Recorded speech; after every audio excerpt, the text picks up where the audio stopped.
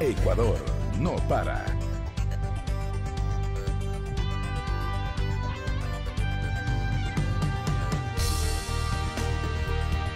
¿Qué tal, amigas y amigos? Bienvenidos a nuestro programa Ecuador no para. Estamos a días de concluir este año 2016 y en esta oportunidad les traemos un especial donde abordaremos los principales acontecimientos nacionales tratados en nuestro espacio y que fueron analizados por distintos actores. Sin duda, el año estuvo marcado por el lamentable terremoto de abril que sacudió a la costa ecuatoriana.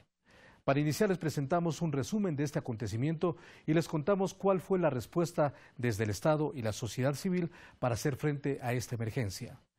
Nuestro compañero Víctor Vergara nos amplía con la información. Adelante. Ecuador vivió la noche del 16 de abril, la peor catástrofe en más de 40 años. Un terremoto de magnitud 7.8 en la escala de Richter se registró en la provincia de Manabí y se sintió en todo el territorio nacional. Producto del sismo, cientos de personas fallecieron, miles resultaron heridas y cerca de 29.000 terminaron damnificadas. Inmediatamente ocurrida la tragedia, encabezados por el presidente Rafael Correa y el vicepresidente Jorge Glass, todos los niveles de coordinación para emergencias se activaron a través de los comités de operaciones de emergencia nacionales, provinciales y cantonales. Con estos, se garantizó una respuesta emergente y la movilización de los recursos necesarios para atender las afectaciones por esta catástrofe. En un primer momento se realizó la evaluación de las afectaciones del terremoto para tomar medidas emergentes que garanticen a la población alimentos, agua, el acceso a servicios y albergues. Así lo explicó Carlos Bernal, secretario técnico para la reconstrucción. Bien, la respuesta fue inmediata del Estado ecuatoriano, como tú bien lo mencionas, y resalto que el Estado no es solamente gobierno central, sino también la sociedad civil organizada, que fue de mucha ayuda, su solidaridad, su espontaneidad y su entrega de todo corazón, sirvió muchísimo en esas horas. El gobierno central se volcó a través de todos sus ministros en las zonas afectadas. El señor presidente destacó a un ministro en cada cantón afectado, de manera que tuvimos un marco de acción de horas. Yo me encontraba en la ciudad de Puerto Viejo, donde soy oriundo, y nos juntamos rápidamente en el ECU 911 y comenzamos a tomar decisiones con César Navas, con Paula Pavón, que ministra de la Política en ese momento estaba en Manabí, y comenzó a sesionar el COE. Mira la ventaja de tener una organización, un sistema organizativo. Adicionalmente, el primer mandatario, mediante el decreto presidencial número 1004 del 26 de abril de 2016, se dispuso la creación del Comité de Reconstrucción y Reactivación Productiva del Empleo, con el objetivo de reactivar la economía, el comercio y la reconstrucción de las principales localidades afectadas, señaló Bernal. Primero hablarte en el contexto del Comité de Reconstrucción, que tiene 3 ejes de trabajo. Identifica muy claramente 3 ámbitos de acción. El primero, el eje de emergencia, un poco lo que hemos comentado hasta ahora, el tratamiento y la atención primaria, la primera respuesta a nuestros hermanos que se encuentran en los albergues, alimentación, bonos de acogida, de alquiler, es decir, preocuparnos en esta fase de emergencia por el bienestar de nuestros hermanos que han sido muy afectados, tanto en Esmeraldas, en Manabí, en otras zonas puntuales del país también. Asimismo, el segundo eje de reconstrucción, en la que cada ministerio, rector o ejecutor hace su parte, y ya vamos a explicar la interacción que tiene con la Secretaría Técnica. Y el tercer eje, que es de reactivación económica y productiva, que justamente tiene un desafío inmenso. No se trata solamente de reconstruir, sino también reinsertar a estas personas al aparato productivo, a trabajar, a volver a ser productivas, sino también generar fuentes de empleo. Como sabemos, pues ya la situación económica en el país y especialmente en estas zonas venía siendo un poco compleja.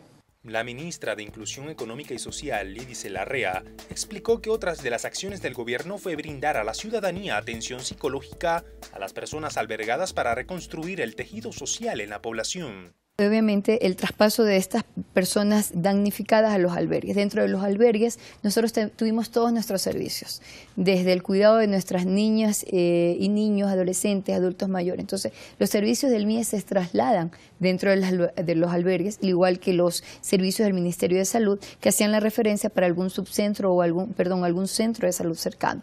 En el caso del MIES nosotros pusimos nuestros espacios lúdicos, nuestros espacios de CIBB, nuestras educadoras CNH y CIBB, que son las que recorren lógicamente con estas modalidades, fueron insertadas dentro de los albergues para que trabajaran allí. Paralizamos esta prestación de servicios en la provincia para poder dar ese servicio. Teníamos que tener esa persona que pudiera conversar con las familias, que pudiera atender, que pudiera hacerse profesionales debidamente capacitados. Profesionales, son técnicos y educadoras. Nosotros tenemos educadoras y tenemos los técnicos de atención familiar que son nuestro staff. Entonces todo esto ingresó a los albergues para dar esta respuesta. Un sector que fue afectado fuertemente por el terremoto fue el educativo.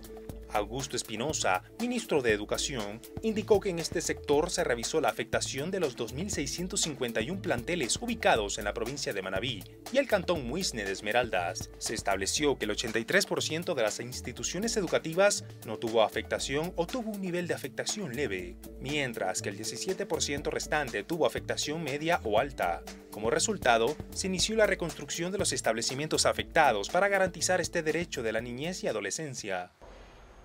Las clases en el ciclo Costa comenzaron el 2 de mayo. Apenas una semana después del terremoto, el 9 de mayo, ya el 75% de la población estudiantil estaba asistiendo a clases, apenas una semana después. Y apenas 2 meses después, ya todos están asistiendo a clases. Quiere decir que el trabajo, y justo la gente que conoce de desastres, de gestión de riesgos, una de las cosas que más resalta es cómo reaccionó el Estado ecuatoriano en los distintos niveles, tanto para la atención inmediata como ya para el restablecimiento de los distintos servicios. La reconstrucción, ¿qué implica? No solo dejar la infraestructura como estaba antes, o sea, no solo arreglar lo que estaba antes, porque no es que hayamos tenido una infraestructura modelo en Manabí, y esta crisis la debemos convertir en una oportunidad, es la oportunidad de construir la mejor infraestructura educativa del país en Manabí, porque no sacamos nada arreglando lo viejo, que probablemente ya tenía hasta colapsado los sistemas hidrosanitarios, los sistemas eléctricos y demás, no sacamos nada si solo restablecemos lo anterior. Tenemos que restablecer y mejorar. Entonces, esa reconstrucción está en marcha. Para que las personas puedan recobrar la normalidad, el gobierno planteó bonos de arrendamiento, acogida familiar y alimentación, según el caso, y otro destinado a la construcción de viviendas para los damnificados. El principal requisito para poder aplicar a los diferentes casos fue constar en el Registro Único de Damnificados. Gabriela Rosero, ministra coordinadora de Desarrollo Social, señaló la importancia de estas acciones gubernamentales. Es importante señalar 2 datos precisos. De las personas que tenemos como albergadas o familias albergadas, el 70% de estas familias señalan que han perdido una vivienda, un lugar donde habitaban.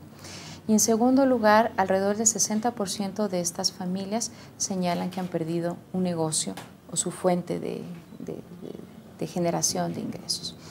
En ese sentido... Entonces el apoyo está más focalizado a esas necesidades. Así es, y la propuesta de incentivo económico, tanto de arrendamiento como de acogida, están orientados a brindar una solución temporal para que esas familias tengan un hogar, un sitio seguro donde estar. Pero también desde lo que planteamos como Frente Social en cuanto a los bonos de vivienda. Esos bonos de vivienda que, a los cuales los damnificados tendrán acceso por estar en el Registro Único de Damnificados, por estar en los albergues, entonces deben tener total seguridad de que por el hecho de salir de los albergues, porque se hayan acogido previamente a un bono de arriendo, de acogida, no pierden la posibilidad de ser partícipes de los programas de vivienda. Esto es importante señalar, Marco Antonio, porque han existido muchas inquietudes al respecto. Otras de las infraestructuras que resultaron afectadas con el terremoto fueron las del Instituto Ecuatoriano de Seguridad Social, IES, y las casas que fueron construidas con préstamos hipotecarios. En un primer momento, la entidad se centró en garantizar la atención médica y servicios para sus afiliados y en un segundo momento ayudarlos. Richard Espinosa, presidente del Consejo Directivo del IES, explicó que tanto la infraestructura institucional como la de sus afiliados serán cubiertas por una aseguradora. Primer punto para culminar en la institucional. Todos los bienes del IES están asegurados. Nosotros justamente hace aproximadamente 9 meses inclusive tomamos una póliza que se denomina Blanket de aproximadamente $300 millones. Tenemos muy buenas noticias. Dentro de esta renovación de convenios que hicimos, pero esta vez con Seguro Sucre, hace casi 9 meses, se generaron nuevos y mejores beneficios para nuestros afiliados que obtuvieron tanto créditos hipotecarios como los quirografarios. ¿Cuántos más o menos estamos hablando? Estamos hablando de que la gente asegurada y que porque obtuvo una vivienda, por ejemplo en la provincia de Manabí, que fue la más afectada, ahí tenemos 14.000 créditos ya entregados. Mira que generamos mayores beneficios sin cobrarle un centavo más al afiliado. Y ahora, pues por cosas de la vida, se van a empezar a devengar en tan corto plazo.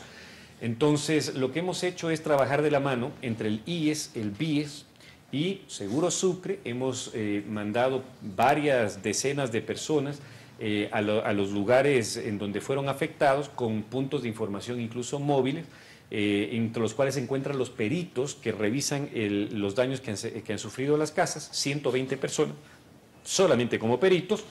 Ante la magnitud de la tragedia, el Gobierno Nacional, conjuntamente con la Comisión Económica para América Latina, CEPAL, la Organización de las Naciones Unidas, el Instituto Nacional de Estadísticas y Censos y CEMPLADES, clasificaron los gastos que se destinarán a la reconstrucción. Los expertos cuantificaron en $3.344 millones la reconstrucción de las zonas afectadas, de los cuales el 67% los asume el sector público y 33% el sector privado. Humberto Soto de la Rosa, oficial de los asuntos sociales de la sede subregional de CEPAL en México, detalló el trabajo que se realizó para calcular la cifra de la reconstrucción. Lo que hemos apreciado es que los daños fueron principalmente concentrados en algunas zonas. La afectación se debió fundamentalmente a que las construcciones eran más vulnerables en ciertos sectores que en otros. Construcciones cercanas a las costas, construcciones con materiales de precaria calidad. Inadecuados para ese tipo de Inadecuados para el tipo de zona en la que estaban asentados. Pero también hay daños en zonas urbanas que se deben principalmente a que los suelos que estaban, sobre los que estaban asentados tuvieron afectación mayor porque eran suelos no tan sólidos. Entonces todo esto nos ha mostrado, al menos en los recorridos, una focalización muy estricta de los daños. Estamos ubicando prácticamente 3-4 zonas de gran afectación. Los daños son económicamente altos para Ecuador. Sin embargo, Omar Bello, coordinador de la Unidad de Desarrollo Sostenible y Desastre en la Oficina Subregional de CEPAL, manifestó que aunque ningún país está preparado 100% para afrontar un desastre, el Estado ecuatoriano realiza una labor ejemplar ante las circunstancias adversas.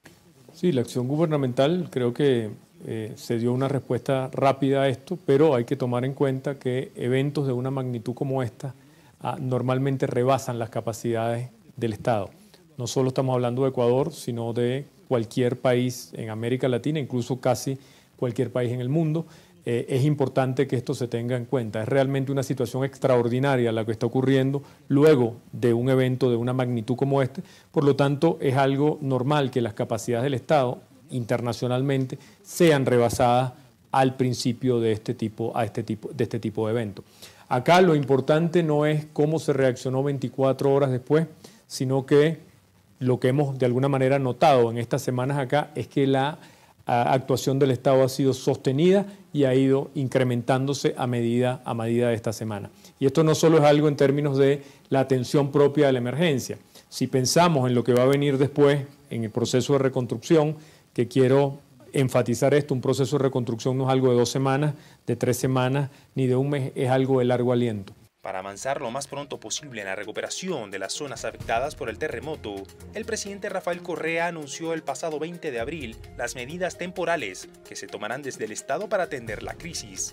Estas medidas fueron plasmadas en la Ley de Solidaridad y Corresponsabilidad Ciudadana por los afectados del terremoto, un instrumento para garantizar la reactivación social, económica y productiva de las zonas de desastre que fue debatido con carácter de urgencia en la Asamblea Nacional. La ley contempla el aumento por hasta un año de 2 puntos porcentuales del IVA, aportes desde el sueldo de funcionarios públicos, aplicar por una sola vez el 3% a las sociedades que hayan generado utilidades en el ejercicio fiscal 2015, el aporte por una sola vez del 0,9% para quienes tengan patrimonios iguales o mayores a $1 millón y la venta de algunos activos del Estado. Virgilio Hernández, asambleísta de Alianza País, explicó que además la ley también contempla beneficios tributarios para los habitantes de las provincias de Manabí y Esmeraldas. Está planteado ya algunos beneficios que esto se podrían afinar, entre los que se ha planteado remisión de intereses y multas de las obligaciones pendientes al 16 de abril, hasta por 2 años. Es decir, si alguien tenía intereses pendientes con el Servicio de Rentas Internas, ¿sí? Esta va a tener una remisión de intereses, no va a pagar intereses por multas y recargos hasta por 2 años. Esta es una medida que ya está planteada. No pago de las cuotas del RICE, que es precisamente lo que beneficia el régimen impositivo simplificado, beneficia a los pequeños comerciantes, también van a tener un no pago de las cuotas del RICE. Exoneración del pago del saldo del impuesto a la renta, tenían que pagar el impuesto a la renta hasta ahora, hasta finales de abril, por lo tanto se está también exonerando del pago del saldo del impuesto a la renta. Y además, si hay personas que ya pagaron el impuesto a la renta, pueden en este momento pedir una devolución de ese pago del impuesto a la renta. Exoneración del impuesto a las donaciones destinadas a los afectados. Sí, de tal forma que si hay empresas que hacen donaciones al Estado que sean dedicadas para la zona de desastre, no van a pagar el ICE.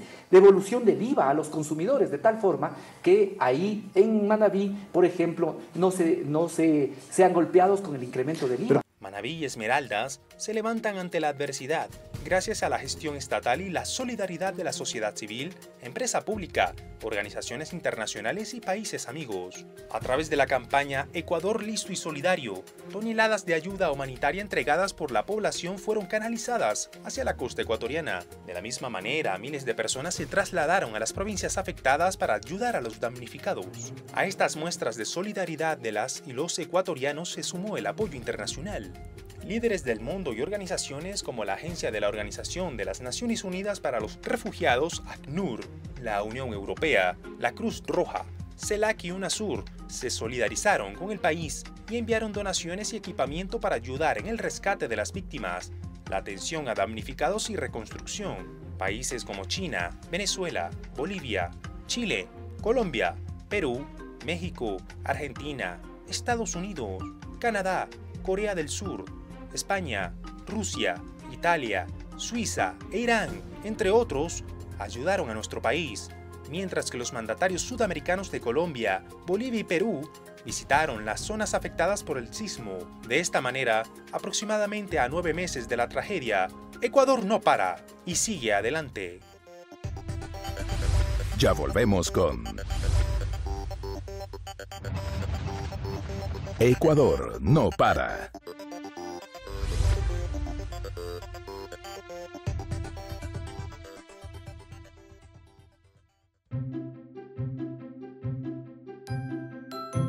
La belleza del Ecuador no está solo en sus monumentos,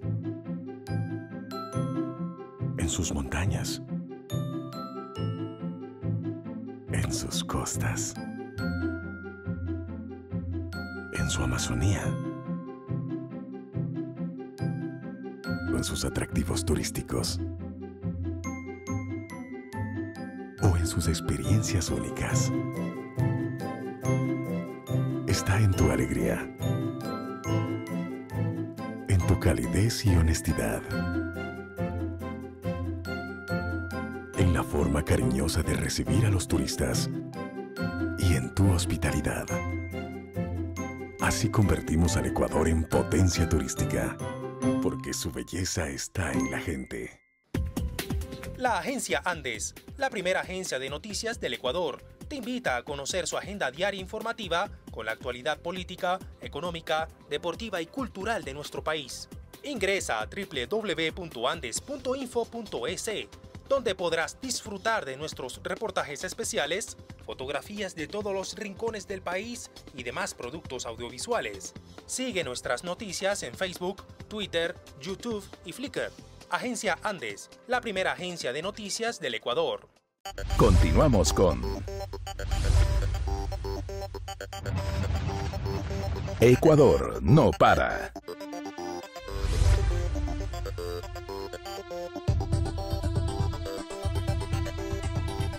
Continuamos con este especial de Ecuador no para. 2016 fue un año difícil para Ecuador en el ámbito económico. La crisis mundial, iniciada en el 2014, mantuvo sus efectos a lo largo de este año. Sin embargo, la economía ecuatoriana muestra signos de recuperación y proyecta al país para 2017 en un nuevo escenario positivo. Adicionalmente, Ecuador firmó con la Unión Europea un acuerdo comercial que entrará en vigencia el 1 de enero del 2017 y es una oportunidad para el crecimiento económico y social. Estos y otros temas son analizados en el siguiente segmento. Adelante. Desde 2014, acentuándose en 2015, la economía mundial entró en crisis por varios factores. Los países especializados en la producción de hidrocarburos vieron caer sus ingresos fiscales por la baja de los precios del petróleo. Se registró una merma de la demanda de materias primas a nivel mundial, principalmente por una desaceleración del crecimiento de la economía china. Se acentuó la apreciación del dólar estadounidense con respecto a otros tipos de cambio, como el yen japonés y el euro. Las economías desarrolladas registraron bajas tasas de crecimiento y las economías emergentes enfrentaron difíciles condiciones macroeconómicas. En este complejo panorama mundial, Ecuador también sufrió dificultades económicas. Así lo explicó Cristian Cruz, superintendente de bancos. Bueno, la economía ecuatoriana en sí, la economía latinoamericana y la economía mundial en los dos últimos años, porque en sí la caída del precio del petróleo arranca más o menos en el último trimestre del año 2014.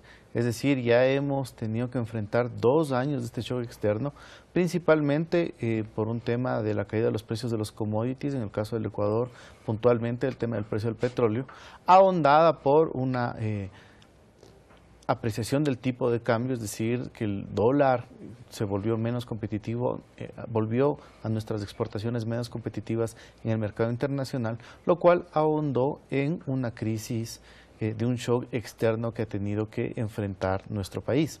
Para equilibrar la economía, el gobierno nacional tomó medidas para fortalecer la dolarización y lograr el menor impacto posible en la sociedad ecuatoriana. La economía se vio afectada entre 2015 y 2016 en aproximadamente $9.000 millones. Sin embargo, ya muestra signos de recuperación. El país creció un total de 0,6% en el segundo trimestre de 2016 frente al primer trimestre del año pasado. La tasa de crecimiento del país en el 2015 fue positiva en 0,2%, lo que ratifica que la economía tuvo buen desempeño y con el nuevo panorama económico, el Banco Central del Ecuador prevé una contracción del PIB del menos 1,7% para el 2016. La recuperación económica se evidencia en el mejoramiento de los depósitos de la banca, la estabilización del precio del petróleo en alrededor de los $50 por barril, la recuperación y estabilización de la actividad exportadora y la reactivación de la economía interna. Así lo resalta Cristian Cruz, superintendente de bancos. Adicionalmente a los indicadores que ya el Banco Central ha hecho públicos de un mejor crecimiento del último trimestre, desde el lado del sector financiero, desde el lado bancario, nosotros podemos ver cómo, a comparación del año anterior, en que tuvimos una disminución de $3.000 millones de los depósitos, en lo que vamos de este año, es decir, en los 9 primeros meses, hemos tenido una recuperación de $2.460 millones. Es realmente importante ver cómo en todo este año hemos podido recuperar la disminución que tuvimos en el año 2015, producto del shock externo. Lastimosamente, esta recuperación de las obligaciones con el público, de la liquidez de la economía, no se ha visto traducida en los mismos niveles en los montos de colocación de crédito. En lo que vamos del año, únicamente se ha logrado colocar $312 millones adicionales en comparación a diciembre. Es decir, todavía el sector financiero, la banca, debe colocar esta recuperación de la liquidez en nuevas operaciones de crédito. Entre las medidas que adoptó el gobierno del presidente Rafael Correa para estabilizar la economía nacional se destacan concretar acuerdos comerciales internacionales, retomar la devolución de impuestos a los exportadores, fomentar el uso de medios digitales de pago, inyectar liquidez a las empresas a través del factoring, las salvaguardias aplicadas a las importaciones y el establecimiento de alianzas público-privadas. Diego Martínez, exgerente del Banco Central del Ecuador, detalló los beneficios para la economía del uso del dinero electrónico. El dinero electrónico no es más que la posibilidad de que los ciudadanos hagamos transacciones con nuestro propio dinero a través del teléfono celular. Es una facilidad tecnológica. Eso es todo lo que hay detrás del dinero electrónico. Así como existen otras facilidades tecnológicas como las transferencias bancarias, como las tarjetas de débito, como las tarjetas de crédito, como el cheque.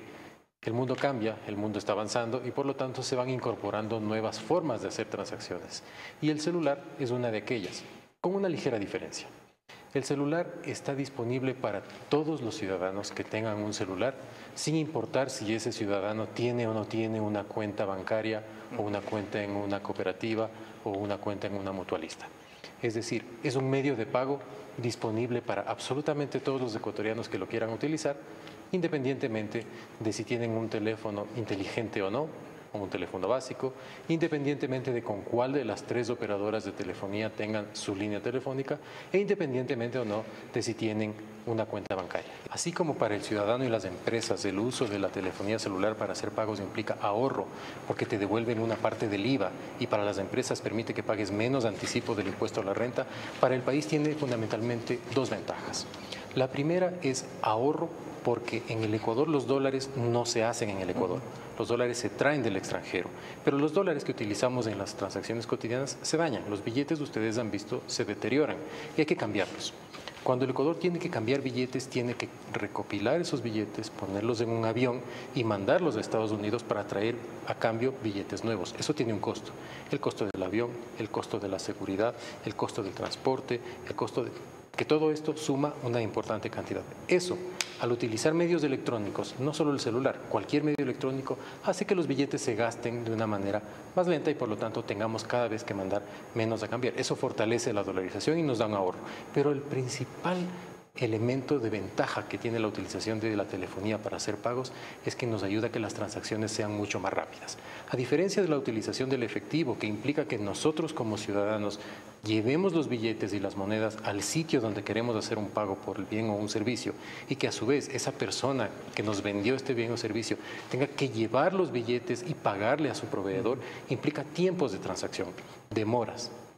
Ecuador en diciembre de 2016 logró concretar también el acuerdo comercial con la Unión Europea, una oportunidad para fortalecer e incentivar el crecimiento de las exportaciones ecuatorianas. Así lo señaló Juan Carlos Casinelli, ministro de Comercio Exterior. Representa nuestro segundo destino comercial en general, pero en particular en temas no petroleros, nuestro principal destino, productos no petroleros. Por lo tanto, la Unión Europea es tan importante como lo es los Estados Unidos, insisto, pero con factores diferenciadores en cuanto a la posibilidad de un acuerdo comercial que tienen un sinnúmero de temas que están en el marco. Si usted me pregunta, el solo hecho de perder ese mercado por un problema implicaría para el Ecuador cientos de millones de dólares. Es lo mismo este acuerdo comercial con la Unión Europea que un tratado de libre comercio con la Unión Europea que ha firmado Colombia, Perú, por ejemplo, en donde ellos sí tienen el tratado de libre comercio que además esos países tienen con Estados Unidos y con muchos otros países del mundo. Realmente Colombia y Perú tienen un acuerdo comercial que se diferencia del Tratado de Libre Comercio porque el acuerdo tiene unas características más amplias. Insisto, por ejemplo, transferencia de tecnología. Eso es fundamental. Colombia y Perú suscribieron su acuerdo comercial con la Unión Europea y lo que hace el Ecuador es adherirse al acuerdo comercial de ellos. Es decir, lo que nosotros vamos a hacer es ratificar un acuerdo que tienen Colombia y Perú y al cual Ecuador se adhiere, pero en circunstancias particulares. Uno de los temas que más tiempo ha llevado en este asunto ha sido la negociación para esas circunstancias particulares. Cuando usted ve, como por ejemplo, temas de amortiguamiento, es decir, nosotros en un tratado de libre comercio tendríamos que abrir pues totalmente nuestras exportaciones y las importaciones. Pudiéramos ser arrasados si no tenemos temas de competitividad y no tenemos temas de competitividad en muchas cosas todavía. Por ejemplo, lácteos. Usted mañana en el acuerdo comercial que estamos discutiendo tiene un periodo de amortiguamiento que significa durante tantos años los ingresos de lácteos, productos, quesos, etcétera, de la Unión Europea al Ecuador pagarán un arancel. ¿Para qué? Para que la industria local se vaya preparando a poder ser competitiva cuando ese arancel llegue a niveles de cero.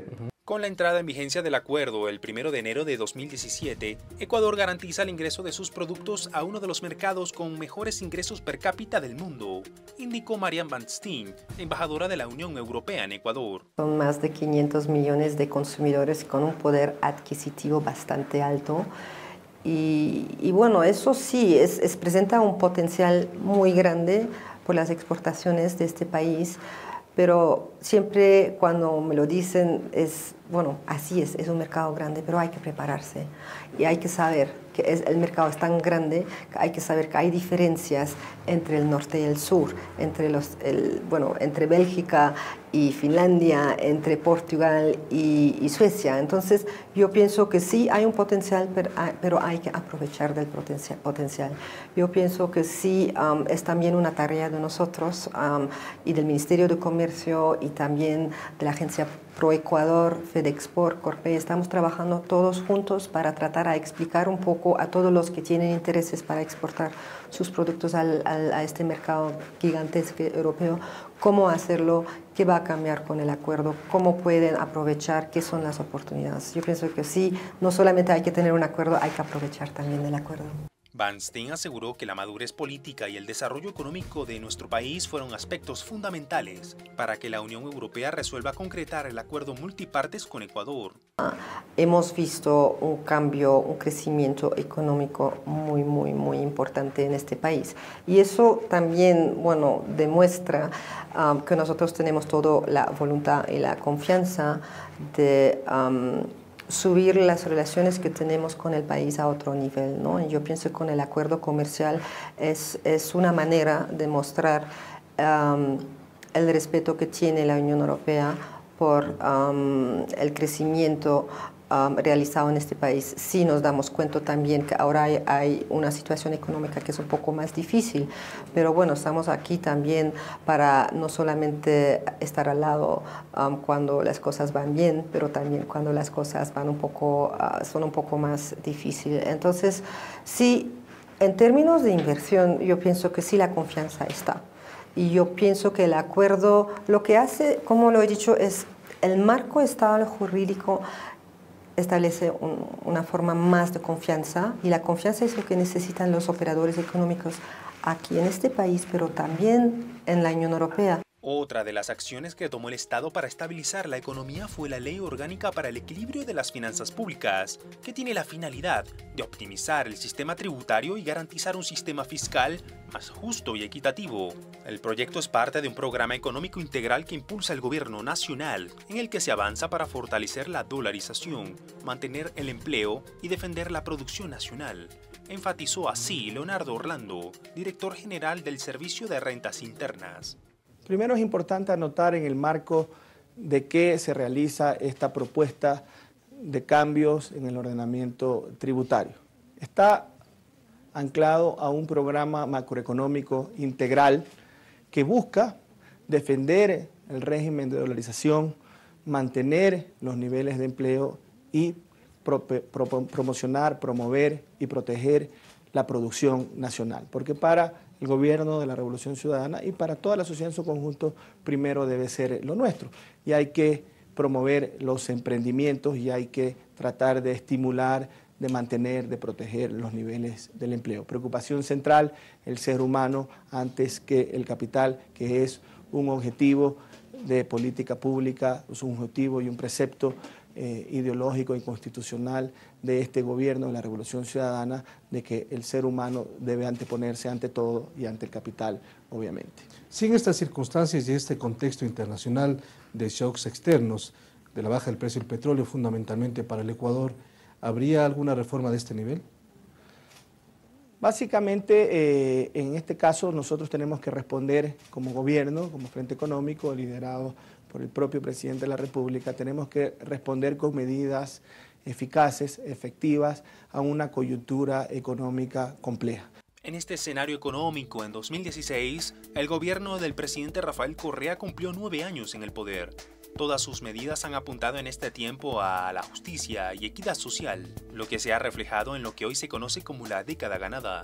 Sobre este tema reflexionaron la asambleísta Soledad Buendía y Pavel Muñoz, exsecretario nacional de Planificación. Creo que el concepto de la década ganada es en función de la valoración de los ciudadanos. Para los ciudadanos, para aquellos con los que contactamos permanentemente como asambleístas, hay una década ganada, ganada en función a los avances en salud, a los avances en educación, a los avances en vialidad, en transformación de la patria.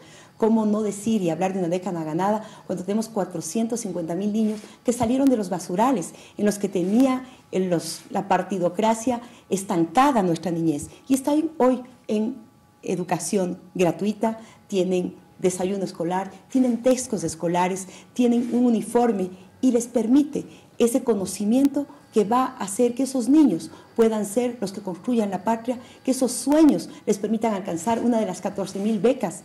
¿Cómo no podemos hablar de década ganada cuando hablamos de desarrollo, cuando hablamos de derechos que hoy se garantizan a través de la Constitución? Vamos a desarrollar otros elementos a lo largo de esta entrevista. Pavel, bienvenido a Ecuador no para. Y un poco en el tema social, enfatizar la diferencia para que la gente entienda lo que significa la deuda pública versus el gasto social, que es, me parece, uno de los temas fundamentales de la gestión del gobierno.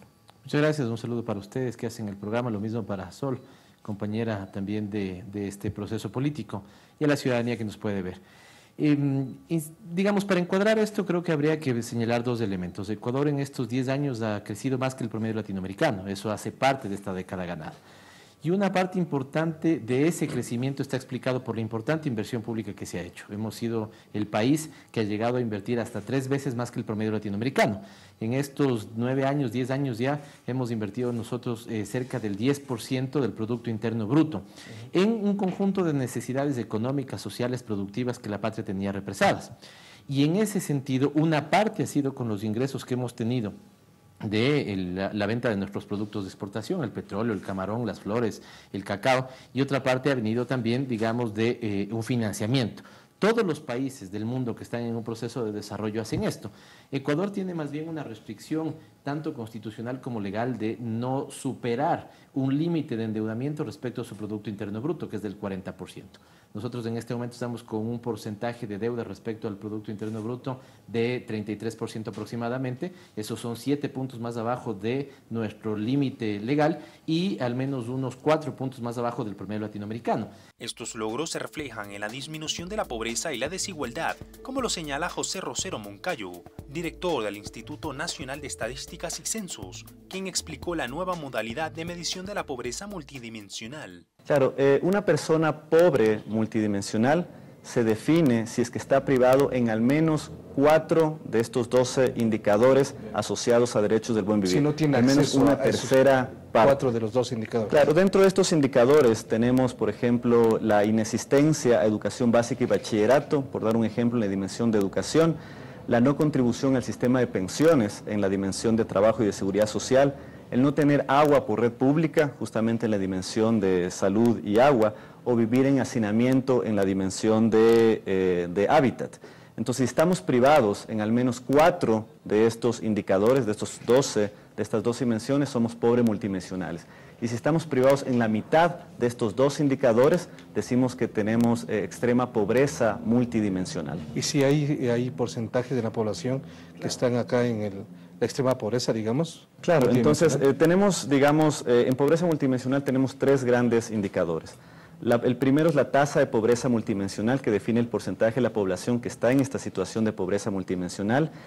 Y lo que podemos decir es que en el año 2009, ¿sí?, el 51.5% de la población estaba en pobreza multidimensional.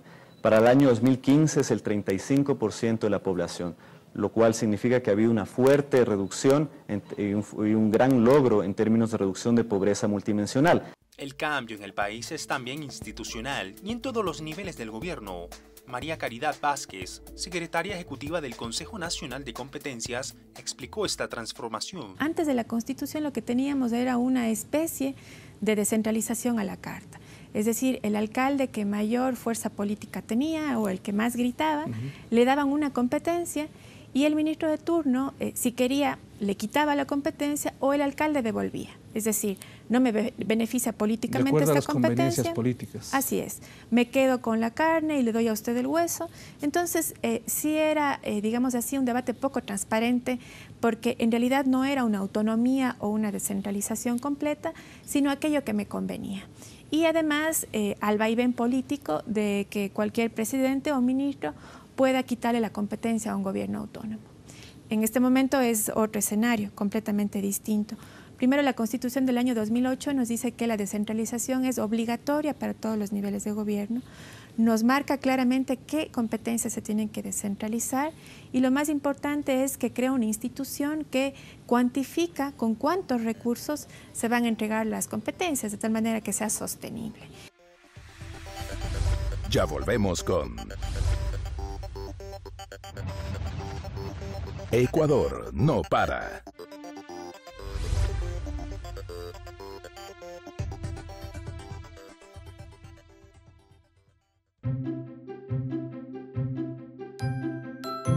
La belleza del Ecuador no está solo en sus monumentos, en sus montañas, en sus costas, en su Amazonía, o en sus atractivos turísticos, o en sus experiencias únicas. Está en tu alegría, en tu calidez y honestidad,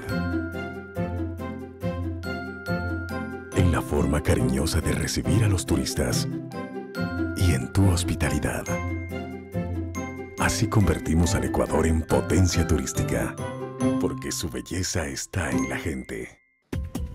La Agencia Andes, la primera agencia de noticias del Ecuador, te invita a conocer su agenda diaria informativa con la actualidad política, económica, deportiva y cultural de nuestro país.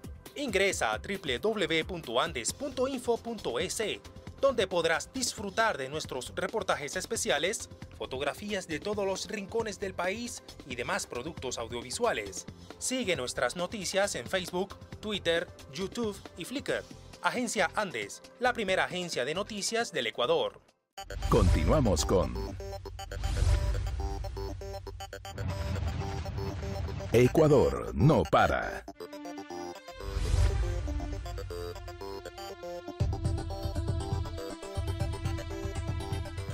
Ecuador está a las puertas de un nuevo proceso electoral y en febrero del año 2017 los ecuatorianos elegiremos a nuestras nuevas autoridades: presidente, vicepresidente, asambleístas y parlamentarios andinos. ¿En qué escenario se desarrollará la contienda electoral? A continuación abordaremos este tema. Adicionalmente, para concluir este especial, haremos un recorrido por los principales acontecimientos políticos que marcaron la agenda nacional en el 2016 y cuyo actor fundamental fue el presidente Rafael Correa, que este 15 de enero cumple 10 años en el poder. Adelante. 2016 fue un año preelectoral. Por una parte, el Consejo Nacional Electoral del Ecuador pulió todos los detalles para el proceso de febrero de 2017, en el que los ecuatorianos elegirán a sus nuevos asambleístas, parlamentarios andinos, presidente y vicepresidente.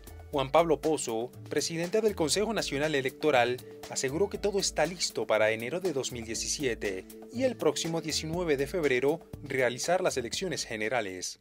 Efectivamente, desde el último semestre del año pasado, el Consejo Electoral está trabajando con las delegaciones provinciales del Consejo Electoral, levantando todos los insumos para estar a punto de cara ya a lo que significa preparar todo el proceso electoral de febrero del 2017. El país conoce que las únicas fechas escritas en piedra es en mayo del 2017, el 24 de mayo, que tendrá que posesionarse el nuevo presidente o presidenta, vicepresidente, vicepresidenta. 5 días antes de esa fecha, el 19 de mayo del 2017, se posesionarán los parlamentarios andinos y 5 días más los asambleístas nacionales y asambleístas provinciales. De ahí obliga el Código de la Democracia que el Consejo Electoral trabaje en un calendario electoral regresivo a partir de estas fechas de posesión. Entonces, se va a hablar de la implementación del Centro de Control Electoral para organizaciones políticas. ¿En qué consiste esto? ¿Quién va a financiar? ¿Cómo se va a desarrollar esto? Bien, esto es inédito. Desde que se dio la ruptura constitucional de la nueva conformación del Consejo Nacional Electoral ante el Tribunal Supremo Electoral, no había dentro del Consejo Electoral un espacio físico para las organizaciones políticas. Nosotros hemos trabajado en esta administración en generar espacios de diálogo, de debate, con consejos consultivos con estas organizaciones políticas, porque se ha querido ver de forma equivocada como un contrapolar, en un contrasentido a organizaciones políticas con el Consejo Nacional Electoral. Eso no se puede dar en la práctica. El Consejo Electoral tiene que tener la visión de establecer espacios de diálogo y de debate, de reflexión, de crítica en la construcción compartida de procesos electorales. Antes de los consejos electorales, o mejor dicho, el Tribunal Supremo Electoral estaba regido por los mismos partidos políticos, que eran juez y parte de lo que sucedía en los procesos. Efectivamente, y hoy precisamente al tener un nuevo modelo, un nuevo sistema, implica también la corresponsabilidad de las propias organizaciones políticas de participar de los diferentes procesos que lleva adelante la rectoría de este nuevo modelo, de este nuevo sistema que estamos adelante dentro del Consejo Nacional Electoral. Así es que, en ese sentido, uno de los pedidos de las propias organizaciones políticas, acogido por el Consejo Electoral, es implementar para las elecciones del 2017 un centro integral, de mando integral, tanto para información y control político electoral. En relación a la Asamblea, los ecuatorianos elegirán 137 representantes populares, 15 asambleístas nacionales, 6 asambleístas por el exterior y 116 asambleístas provinciales. Para el Parlamento andino se elegirán 5 representantes, mientras que para presidente y vicepresidente, los binomios presentados por los partidos y movimientos políticos quedaron conformados de la siguiente manera. Por el movimiento Alianza País, Lenín Moreno y Jorge Glass. Por el partido Creo Suma, Guillermo Lasso y Andrés Páez. Acuerdo por el Cambio, Paco Moncayo y Montserrat Bustamante. Partido Fuerza Ecuador, Lalo Bucaram y Ramiro Aguilar. Por el Partido Social Cristiano, Cintia Viteri y Mauricio Pozo. Por el Movimiento Unión Ecuatoriana, Washington Pesantes y Alex Alcíbar. Movimiento Fuerza Compromiso Social, Iván Espinel y Doris Quirós. Y por el Partido Sociedad Patriótica, Patricio Zuquilanda y Johnny Jorge. Para Mónica Delgado, profesora investigadora del IAEN, y Gina Chávez, decana del Centro de Derechos y Justicia del IAEN, este es un momento crucial para Ecuador y la ciudadanía, así como los medios en el ámbito informativo, tienen la obligación de evaluar lo sucedido en la última década en nuestro país y conocer las propuestas de los candidatos para consignar este voto con responsabilidad. Lo que preocupa realmente es lo que los candidatos están ofreciendo. Sí, muchos candidatos de oposición, se pueden decir, están efectivamente dándonos cheques en blanco. Es decir, que todo lo que les están pidiendo, pues están diciendo cómo.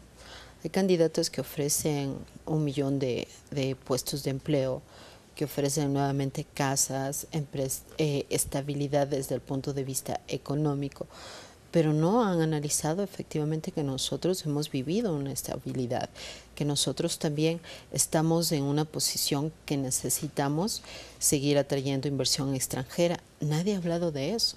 Entonces, ¿qué está pasando? Estamos viendo que hay muchos líderes locales, hay ausencia de estos líderes nacionales y ahí es donde viene la consolidación política de estos líderes. Lo importante aquí es que nosotros también como sociedad y como academia podamos contribuir a que no caigamos en una crisis de gobernabilidad. ¿Por qué? Porque si efectivamente hay candidatos que ofrecen 1 millón de plazas de empleo y en la práctica pueden llegar por ese ofrecimiento, como está pasando con Trump, por ejemplo, ¿qué va a pasar cuando no la cumplan? Creo que lo primero que sería importante recalcar es que los actores políticos o los problemas o los asuntos políticos en el país se están resolviendo por cauces democráticos. Y esta es, digamos, creo que una primera evidencia que debe alegrarnos a los ecuatorianos, porque en este momento no estamos frente a situaciones de hecho, a situaciones de golpes parlamentarios o golpes de calle que nos tenían acostumbrada la clase política tradicional. Creo que en estos cerca de 10 años de de gobierno, se ha podido consolidar precisamente las instituciones democráticas de recambio de autoridades públicas, y eso significa que todos ganamos, gana la democracia, gana el sentido de participación de las personas, gana la capacidad de representación de los intereses de las clases sociales, y finalmente gana el Ecuador, porque tenemos un proceso regular de cambio de autoridades públicas, de cambio de autoridad de las más altas autoridades del país, que eso le hace bien a la estabilidad económica, a la proyección social, es decir, a la consolidación del Estado, que es precisamente lo que no se ha podido hacer a lo largo, creo yo, de la historia. Desde otro punto de vista, Pavel Muñoz, exsecretario nacional de Planificación, sostiene que es necesario discernir entre los que son propuestas reales de los candidatos y lo que es una campaña sucia, porque hay sectores que buscan llegar a ocupar cargos, teniendo como eje de campaña destruir la imagen de sus contendientes. En dos elementos que son fundamentales: un gobierno, para lo cual habrá que elegir un binomio entre un presidente y un vicepresidente, y un conjunto de hombres y mujeres que vayan a la Asamblea Nacional a representar los intereses de los distintos sectores ciudadanos, ¿no es cierto? En el caso nuestro, para profundizar un proceso de cambio, lastimosamente siento que otras fuerzas para ralentizar ese proceso de cambio o volver al pasado. Desde esta perspectiva, las horas que vienen son cruciales. Estamos en sus marcas listos, y el 19 de este mes se marca el fuera, para que empiece una contienda a la que yo espero que fundamentalmente la enfrentemos con muchísima madurez política, que no caigamos en lo que me parece se empieza a avisorar, Marco Antonio, y es una campaña extremadamente sucia, donde de lo que estamos llenos son, ¿no es cierto?, muchas veces de epítetos, de acusaciones, las que sean verdaderas, que sean sancionadas con todo el rigor de la ley, y las que más bien tengan el interés de ensuciar el tema de la campaña, que ojalá los actores políticos tengan la conciencia de que lo que es importante es a la ciudadanía entregarles propuestas de cómo queremos seguir transformando el país, de qué pensamos sobre las distintas áreas productivas, económicas, sociales, seguridad social, y que sea la gente la que pueda dirimir en democracia en febrero del próximo año. Un tema complejo en 2016 fue la relación entre el gobierno y las Fuerzas Armadas. En febrero, el presidente anunció la destitución del alto mando militar, tras las declaraciones del Comando Conjunto sobre los fondos del Instituto de Seguridad Social de las Fuerzas Armadas, ISFA, tras comprobarse el sobreprecio de $41 millones en la venta al Ministerio de Ambiente de unos terrenos para la construcción del Parque Samanes. Este dinero regresó a las arcas fiscales, pero abrió también el debate sobre la sostenibilidad del ISFA y los privilegios que tienen los uniformados de alto rango. Como resultado, el presidente envió a la Asamblea Nacional un proyecto de ley de fortalecimiento a los regímenes especiales de seguridad social de las Fuerzas Armadas y de la Policía Nacional, mismo que equipara beneficios para todos los rangos, regula el cálculo para las pensiones de los militares y policías en servicio pasivo, unifica los montos que se entrega por seguros de vida y asegurar que el sistema sea sostenible en el tiempo. La presidenta de la Asamblea Nacional, Gabriela Rivadeneira, aseguró que la ley aprobada en octubre por el Legislativo fue debatida ampliamente con los sectores involucrados. Partamos de que la Asamblea Nacional, todos los trámites son transparentes y son públicos. No estamos hablando de una ley que se está haciendo a espaldas ni de la institución ni de los funcionarios que pertenecen a esa institución. Es una ley que se le está haciendo incluso con participación no solamente de los proponentes, que fueron los ministros del ramo, sino donde ha sido recibido ya los representantes de las organizaciones y asociaciones de militares en servicio pasivo. Pero no de la cúpula. ¿Perdón? No ha sido recibido la cúpula. Eso es una responsabilidad de los ministerios. La cúpula no se manda por sí sola. La cúpula es un órgano de organización interna de las Fuerzas Armadas que depende de un ente rector que es el Ministerio de Defensa, cuyo representante es un representante civil del gobierno. De tal manera que ese es el representante que ha acudido a la Comisión de lo Laboral a debatir sobre el tema de la ley. Pero más allá de eso, la voz que la acogemos en cierta medida es una vez que representa no la defensa institucional, y en eso tenemos que estar absolutamente claros, no representa la defensa institucional, representa la defensa de intereses económicos de una clase o un grupo dentro de las Fuerzas Armadas que en base a un sistema de jerarquías ha estado acostumbrado a privilegios. Y uno de los temas claros es absolutamente discernir que las jerarquías no son para proteger privilegios. Las jerarquías son justamente para proceder a una cadena de mandos al interior de la institución. Pero privilegios es una de las cosas que tenemos que debatirlas. Por otro lado, Daniel Pontón, docente investigador del Instituto IAEN, invitó a reflexionar sobre el rol de las Fuerzas Armadas en la actualidad. Las Fuerzas Armadas no son una institución común y corriente, ¿no? Son una institución que por su misma característica, por tener el monopolio de legítimo, digamos, por lo menos de la violencia, de las armas en este caso, tiene una capacidad de veto que yo no sé si ni una constitución lo va a decir, ni una ley lo va a decir, pero informalmente está presente, ¿no? Y en ese sentido, históricamente ha sido un actor importante en la vida nacional, en los grandes momentos de crisis, coyunturas económicas, sociales y políticas complejas del país, sobre todo en la época democrática de este país, ¿no? Y eso un poco juega el tema histórico, cómo ellos se han concebido, ¿no? Y en ese sentido, claro, ha tenido un rol protagónico. Las Fuerzas Armadas han jugado en este juego digamos, un mundo encubierto, digamos, un rol protagónico, y ciertamente se ha visto, por lo menos después, varios años después, se ha visto cómo este tipo de momentos de coyuntura ha surtido en esquemas de negociación que le han dado ciertos niveles de privilegio ya en cierto manejo de ciertas áreas del Estado, de áreas estratégicas, etcétera, etcétera. Entonces, básicamente, eso es lo que en un contexto democrático es lo que se tiene que normar, que se tiene que limitar, se tiene que recurrentemente estar vigilante de que ese ejercicio no se dé, ¿no? En este juego, hablando de los pesos y contrapesos, donde justamente deben incurrir en los mecanismos de controles civiles. Y básicamente el rol que las Fuerzas Armadas tienen dentro de una visión estratégica y que cuesta un poco, porque toda institución por su naturaleza son instituciones conservadoras. La policía, la justicia, son instituciones que se resisten muchas veces al cambio.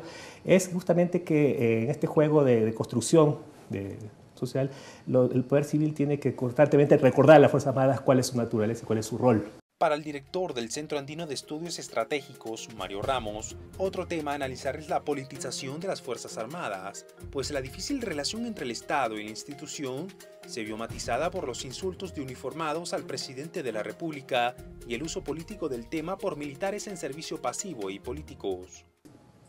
Ahora, en democracia, y la Constitución lo señala, ¿no es cierto?, los militares deben regirse al poder civil. Deben respetar la Constitución. Yo creo, pero el problema está que en la realidad hay estos factores, ¿no es cierto? Y hay estos militares que le meten, políticos que le han metido desde hace muchos años. Claro, no es solamente ahora. A finales de 2016, la Asamblea Nacional se allanó al veto presidencial sobre el proyecto de ley orgánica que regula las compañías que financien servicios de atención integral de salud prepagada y a las de seguros que oferten cobertura de seguros de asistencia médica. La norma busca garantizar el ejercicio pleno del derecho de los usuarios, adaptar la norma a la Constitución de 2008 y regular a las compañías que financien servicios de salud y medicina prepagada. Pamela Falconi, asambleísta proponente de la ley, explicó la necesidad de regular este sector. Aquí hay que recordarle a los ciudadanos, a los ecuatorianos, la ley vigente de medicina prepagada que regulaba el sector de la medicina prepagada fue una ley que está en el registro oficial del año de 1998. Una ley corta, una ley que solamente beneficiaba a las empresas. Hay un artículo, el artículo 16, que es, yo creo, la más clara demostración del traje a la medida que se hicieron las empresas de medicina prepagada, donde le dicen que los ciudadanos que contratan medicina prepagada solo pueden generar reclamos por un reembolso, por una mala atención, por un cobro indebido a la misma empresa. Es decir, que el ciudadano tenía que ir a la misma empresa que ya le negó, que no le cubrió, que no le pagó, que no le quiere pagar o que no le dio la atención. Esa indefensión del ciudadano se veía comúnmente cuando teníamos casos que la gente tenía que ir a denunciar o a judicializar un caso. Luego teníamos otro aspecto importante que descubrimos cuando la Comisión de los Derechos de la Salud, conjuntamente con la creación que se hizo en su momento de la Comisión Especial para hacer la Ley de Discapacidades, que la clase media ecuatoriana que tenía un familiar con discapacidad no podía contratar con las empresas. Ellos solicitaban que en la Ley de Discapacidades, que fue una propuesta del señor ex vicepresidente Lenín Moreno, decían por qué no incluyen, que no se discrimine, que se permite contratar a una persona con discapacidad estos planes, programas y coberturas de la medicina prepagada. Analizando todo el contexto, lo que decían las leyes de seguros, lo que decían las leyes que tienen que ver con medicina prepagada o lo que tenía que ver la Autoridad Sanitaria Nacional, la indefensión que tenían los ciudadanos, no solamente personas con discapacidad, sino también personas de la tercera edad, personas que tenían preexistencias, por ejemplo, un ciudadano que había tenido un infarto cerebrovascular, un problema cardíaco o algún problema de salud, sea crónico o degenerativo, simplemente las empresas lo hacían a un lado. Ese era el contexto general de lo que vivía el Ecuador en relación a la situación de estas empresas que son privadas. A partir de ese análisis, en marzo del 2014, como asambleísta por la provincia de Los Ríos, hice una propuesta ante el CAL, ante la Asamblea Nacional, y esta ley fue tratada durante 2 años en la Comisión de los Derechos de la Salud. Aquí se han escuchado todos, ha participado la Organización Panamericana de la Salud, las universidades, la misma Asociación de Empresas de Medicina Prepagada, todas las empresas de seguro y fundamental también han sido escuchados los organismos rectores como Ministerio de Salud Pública, la Super de Compañías, anteriormente la Super de Banco y otras instituciones que nos permitieron ampliar una ley que no solamente regula medicina prepagada, regula seguros y seguros también internacionales en el área de la salud. Otra de las normativas aprobadas en este año fue la Ley de Cultura. Raúl Vallejo, ministro de Cultura, señaló que este cuerpo legal ordena el Sistema Nacional de Cultura a la vez que garantiza los derechos de artistas, gestores culturales y trabajadores de este sector. Lo importante de la ley es que organiza al mundo cultural. Hoy día las instituciones, hoy día los gestores, hoy día los usuarios, hoy día todo el mundo está disperso. Y no están como satélites andando alrededor de sí mismos. Yo creo que lo importante de la ley es que organiza, sistematiza lo que existe. En otras palabras, la ley señala, aquí existe un grupo de instituciones y de actores que pertenecen al sistema patrimonial, otro al sistema de la memoria social, otro al sistema de la creatividad, ¿verdad? Y todo eso tiene que ser organizado.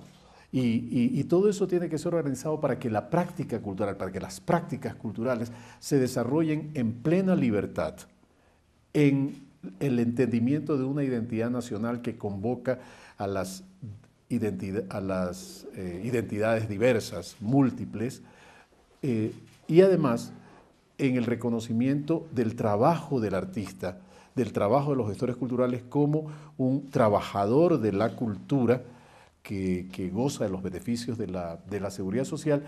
En octubre, Ecuador recibió la visita del brasileño Roberto Caldas, presidente de la Corte Interamericana de Derechos Humanos. La Corte sesionó en Quito y, como parte de su trabajo, se reunió con distintas autoridades y actores que conforman el sistema de justicia de nuestro país. A criterio de Caldas, la transformación de la justicia en Ecuador es una de las más importantes del mundo y en los últimos años. Bueno, yo diría que la experiencia de la justicia de Ecuador, los cambios de la justicia en Ecuador han convertido en buenas prácticas, en excelentes prácticas, yo podría decir, que convierte Ecuador en quizás, ciertamente, uno de los países del mundo que más cambió la justicia en los últimos tiempos y que logra obtener tajas admirables. Quizás sea la más importante reforma judicial del mundo. Gustavo Yalc, actual presidente del Consejo de la Judicatura, señaló que estos cambios surgen con la Constitución de 2008 y la institucionalización del Consejo de la Judicatura. Marco Antonio, desde la consulta popular hasta la presente fecha han transcurrido alrededor de 5 años. Sin embargo, tú has hecho mención a casi 10 años, del año 2007. Y en efecto, en esa época yo quiero hacer referencia a 3 puntos sobre aquello. En esa época Ecuador ni siquiera tenía defensa pública. Era el único país en América Latina en no contar con un ministerio de justicia y teníamos los más bajos índices de cobertura judicial. Teníamos 4 o 5 jueces por cada 100.000 habitantes y teníamos un estándar de eficiencia judicial de los más bajos. esfuerzos habían, pero política pública completa sobre aquello no. Las primeras bases se fueron sentando desde el año 2007, con la creación de la defensa pública, asistencia legal gratuita para las personas que no tengan cómo pagarse un abogado.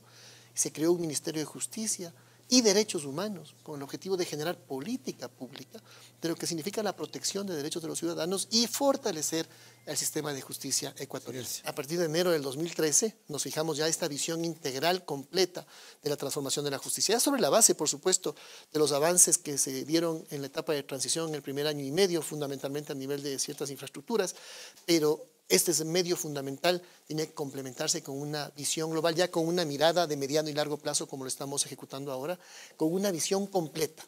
Ese plan estratégico realmente, Marco Antonio, debo decirlo, nos sentimos orgullosos de ese plan, porque se ha convertido en una referencia a nivel regional de lo que debe ser una visión global y completa de la transformación de la justicia en un país. El tema deportivo también fue importante en este 2016. Atletas ecuatorianos participaron en los Juegos Olímpicos de Río de Janeiro en Brasil. Desde el 5 al 21 de agosto fue la 14ª participación en los Juegos Olímpicos de Verano con 38 deportistas en 12 disciplinas y se consiguieron 4 diplomas olímpicos, además de clasificaciones importantes dentro del ranking mundial. El éxito de la participación de nuestros atletas fue gracias a las políticas incentivadas por el gobierno y al plan de alto rendimiento que ha destinado $41 millones durante 4 años y donde se ha permitido que los deportistas ecuatorianos estén en la élite internacional. Javier Enderica, ministro del Deporte, evaluó la participación ecuatoriana en Río 2016. Bueno, la participación de nuestros ecuatorianos fue un éxito. Hablamos que en el deporte no existe un fracaso, existen derrotas, existen pérdidas que siempre les ayuda para poder ir mejorando en todo el ámbito a nivel ya competitivo. En el reportaje veíamos muchos deportistas que se subieron al podio y esos podios eran justamente de Juegos Panamericanos, donde se veía la bandera nacional flameando en lo más alto del deporte panamericano. El hablar de Neisy Dahomes, apenas tiene 18 años.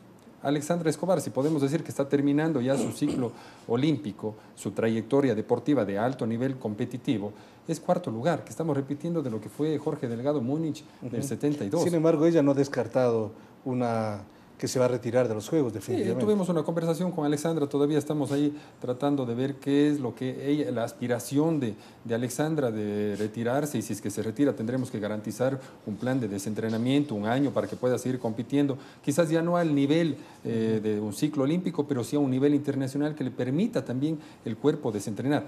El deporte de alto rendimiento no es salud, el deportista se exige al máximo. Al rendir al máximo cada uno de sus entrenamientos, máximo consumo de oxígeno, poner a su cuerpo al límite, pues está desarrollando una actividad donde normalmente uno no está acostumbrado. Entonces necesita realizar un tipo de desentrenamiento que es importante hacer ese acompañamiento posterior a lo que ya ha llegado a su cúspide a nivel competitivo. Carlos Mina, Carlos Quipo, estar en 5º lugar en Juegos Olímpicos, estar ubicados dentro de los mejores latinoamericanos en esta instancia de Juegos Olímpicos, que eso también es importante. Hablar de Estefanía García, de Samantha Arévalo, que obtuvieron el 9º lugar, Julio Castillo, Marlon Delgado, que también estuvieron dentro de los 9º lugares. La grata sorpresa de Byron Piedra. La grata sorpresa, el 18º de Byron Piedra. Amigas y amigos, gracias por acompañarnos en este especial de Ecuador No Para 2016, donde recordamos los principales acontecimientos nacionales en este año. Para que Ecuador No Para llegue a sus hogares, nos juntamos un equipo de profesionales en todas las áreas de la comunicación, que creemos que lo más importante es poder mostrarles todas las semanas una visión del país y del mundo que les permita conocer cómo se desarrolla nuestra sociedad. Les invitamos además a que visite la página de Noticias Andes y conozca nuestra agenda informativa y el resumen de los hechos más trascendentales a nivel nacional e internacional del 2016. Les deseamos un feliz 2017 y nos comprometemos en el próximo año a mantener nuestra vocación de informar con responsabilidad y en favor del desarrollo del país. Hasta un próximo programa. Felicidades. Hasta entonces.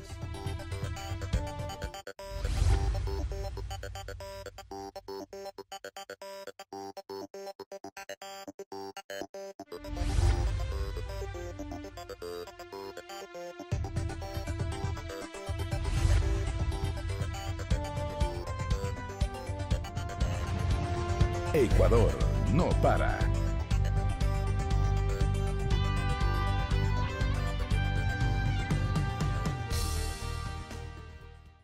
Entrega de 236 viviendas en el reasentamiento Nueva Babahoyo, provincia de Los Ríos.